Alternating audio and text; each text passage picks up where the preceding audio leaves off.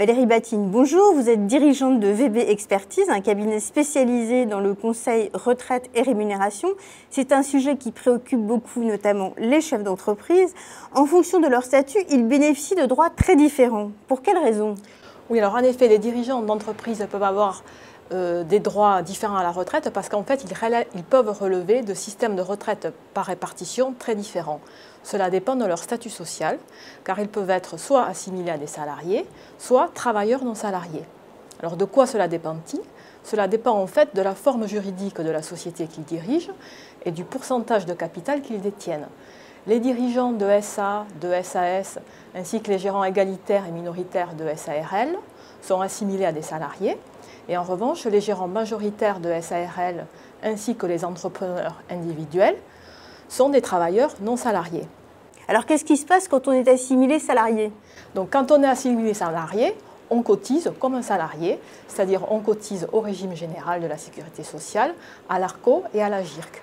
Et ça entraîne notamment des cotisations en retraite très importantes, de l'ordre de 33% du salaire net ou 25% du salaire brut. Donc ce sont des sommes tout à fait considérables et en plus sur une assiette de rémunération qui va très loin, puisqu'elle va jusqu'à peu près un peu plus de 300 000 € de salaire brut. Donc qui dit cotisation très élevée, dit à la fin de la carrière, dans la mesure où les caisses de retraite ont été correctement gérées, des droits à la retraite très importants. Et que se passe-t-il pour les non-salariés? Alors pour les travailleurs non salariés, le système est totalement différent. Ils cotisent beaucoup moins, notamment pour la retraite complémentaire. Et ce qu'il faut savoir, c'est que tous les travailleurs non salariés ne cotisent pas à la même caisse de retraite. Donc c'est assez compliqué, puisque leur affiliation à la caisse de retraite dépend de leur activité. Alors s'ils sont commerçants ou artisans, ils vont être rattachés au RSI, et s'ils exercent une profession libérale, ils vont être rattachés à l'une des 11 caisses de profession libérale. Donc leur système n'est pas du tout uniforme. Donc dans ce cas, les cotisations vont être moins élevées.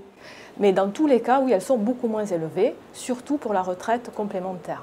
On plafonne en termes de cotisation à peu près 10%, et en termes d'assiette de cotisation, on est souvent plafonné à une rémunération de 120 000, 150 000 €.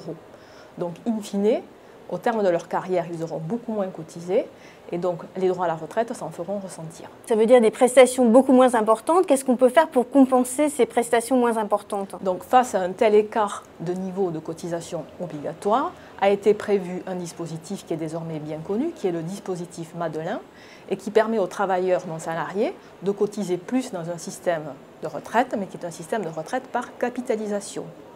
Et donc on a prévu que les cotisations qui sont versées par ces travailleurs non salariés dans ces systèmes complémentaires ou surcomplémentaires ne sont pas assujettis à l'impôt sur les revenus, mais en revanche, attention, ils restent assujettis aux cotisations sociales.